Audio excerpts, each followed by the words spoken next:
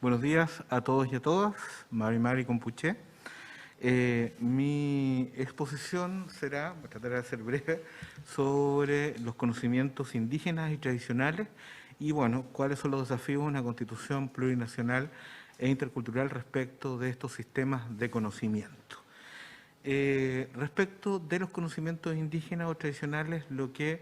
nosotros estamos acostumbrados es a lo que se ha llamado un racismo epistémico, en el sentido de que son conocimientos que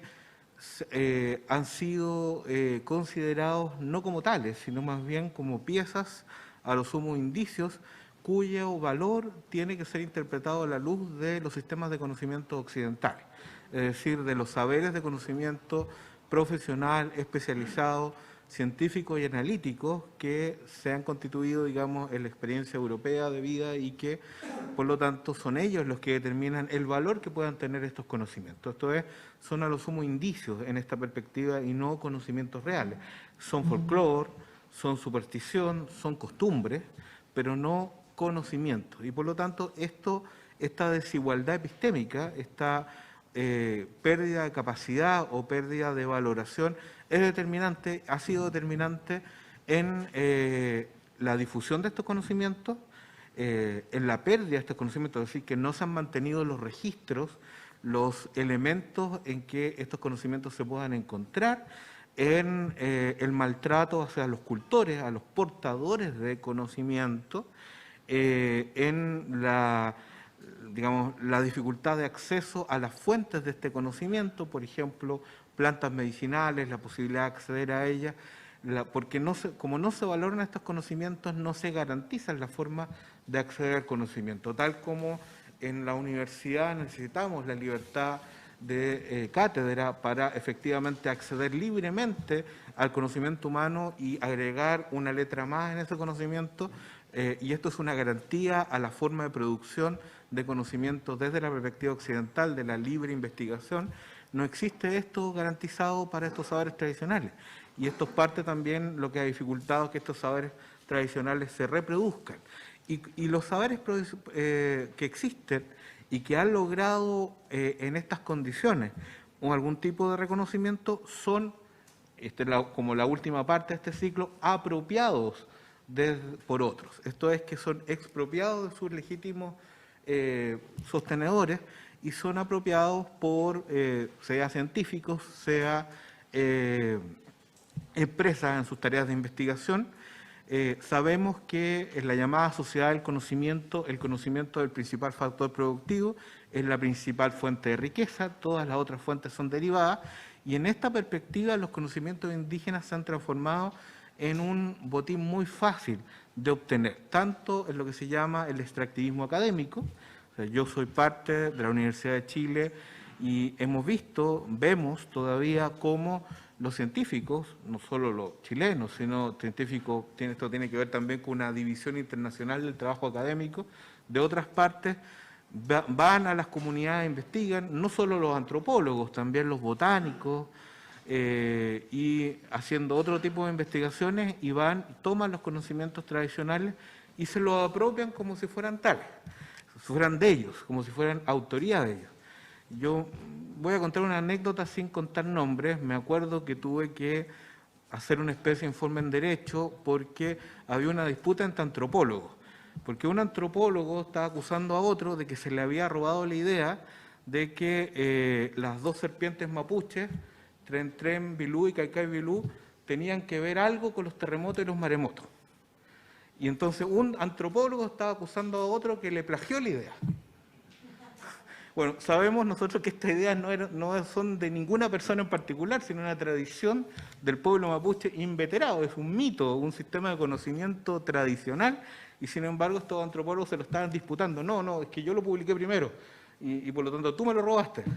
Entonces, eso, para poner en términos graciosos, lo que significa la idea de la desvaloración de los conocimientos tradicionales indígenas a tal nivel que solo pueden existir como un refrito, una apropiación de conocimientos en el sistema de conocimiento occidental con mecanismos, ya han hablado aquí, me imagino, propiedad intelectual, y esto es lo que a menudo se hace en la academia.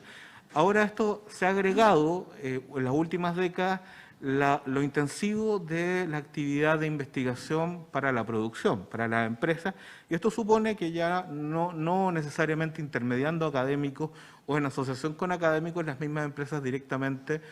ciertas empresas que son intensivas en conocimiento, que por cierto, por la División Internacional del Trabajo Intelectual, a menudo no están en Chile, sino en extranjeras. Los laboratorios, por ejemplo, de ciertas empresas farmacéuticas, van a indagar a las comunidades acerca de conocimientos medicinales, tradicionales u otro tipo de conocimientos y se los apropian aprovechando el sistema de derechos de propiedad intelectual, donde no se garantiza a menudo la protección al conocimiento de las comunidades tradicionales y se va a garantizar la publicación de estos conocimientos a partir de desarrollar, por ejemplo, una pastilla o un medicamento en base a maqui, porque dicen que resuelven los problemas estomacales, algo que los mapuches saben hace centenas de años, que es un conocimiento tradicional, pero lo inventan como, o sea, lo muestran y lo patentan como si ellos lo hubieran inventado, como si ellos realmente hubieran hecho una invención tremenda, cuando lo único que hicieron fue aislar el principio y lo ponen en una pastilla, por ejemplo, o en algún tipo de medicamento. Esto, por cierto, no es una crítica al capitalismo necesariamente, pero sí a un capitalismo que se basa en la rapiña, digamos, no en la libre competencia, porque esto no es libre competencia, es decir, hay quienes pueden participar en este mercado y quienes no, porque no tienen los derechos, no están garantizados en sus elementos básicos como para participar en esto y obtener algún tipo de desarrollo o beneficio. Los únicos que obtienen beneficios son los que tienen la capacidad de apropiarse por esto.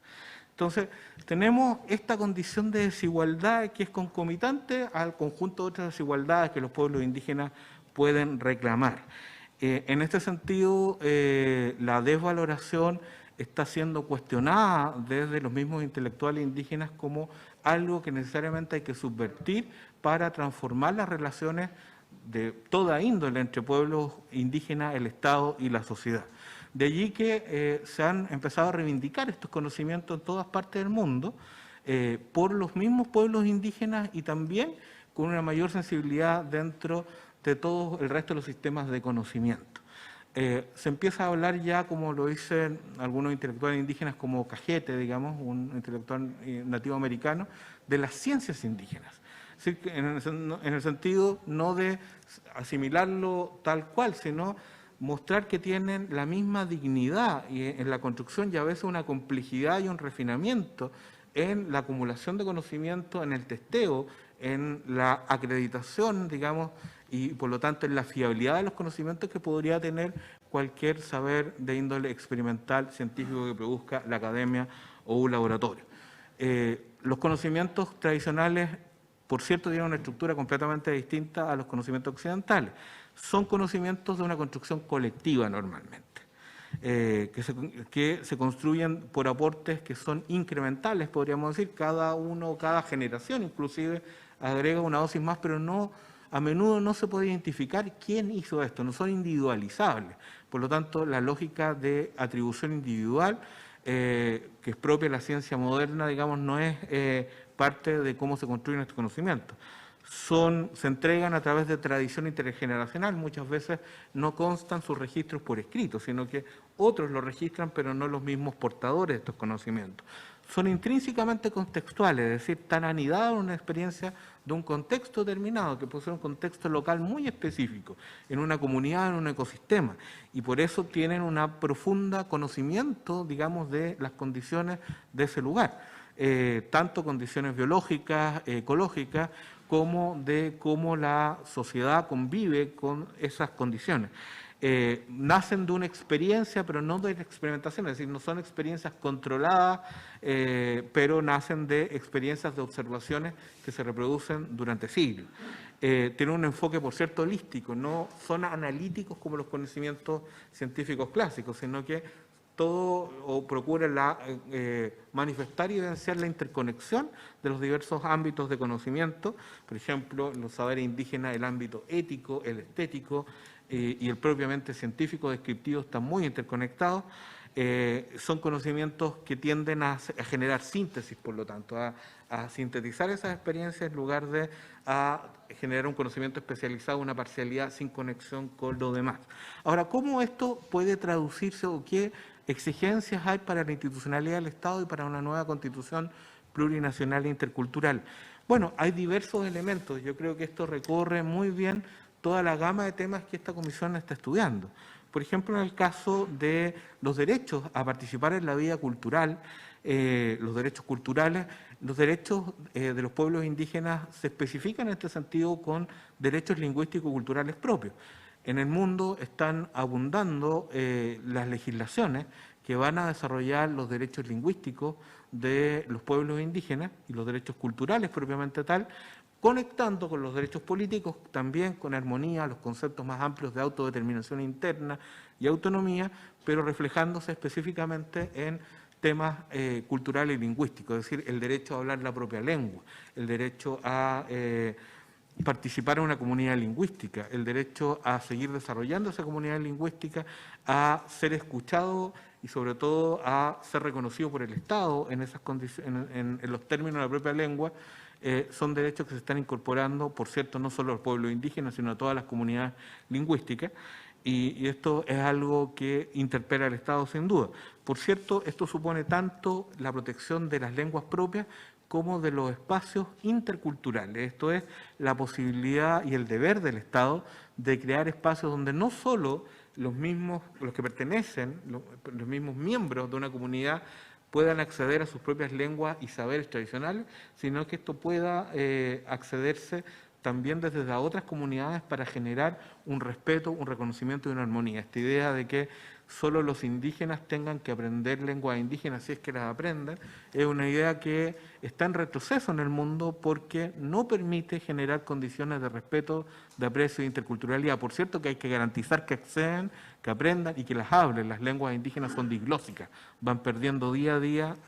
hablantes. Pero para que esto resulte, no solo tienen que hablar a las indígenas, tienen que ser capaces también los no indígenas en sus países de hablar y a través de la lengua acceder a la forma de ver de los pueblos indígenas. La interculturalidad requiere, por lo tanto, una articulación institucional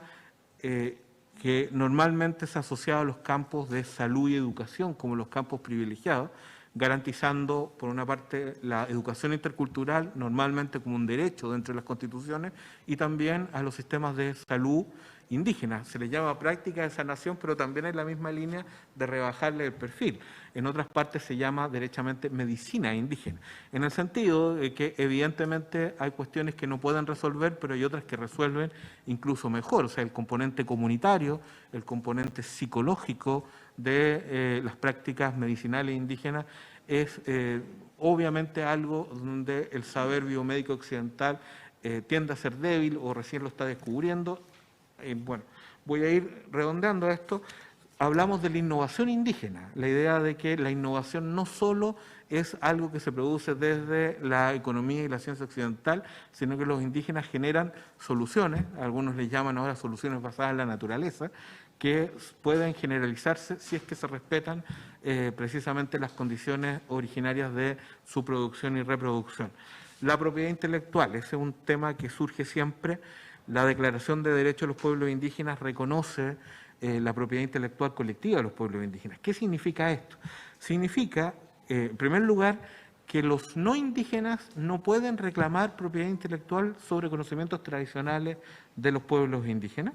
En ninguno de los ámbitos, ni siquiera un ámbito especial que tiene que ver con los recursos genéticos que están vinculados a los territorios y a los ecosistemas indígenas.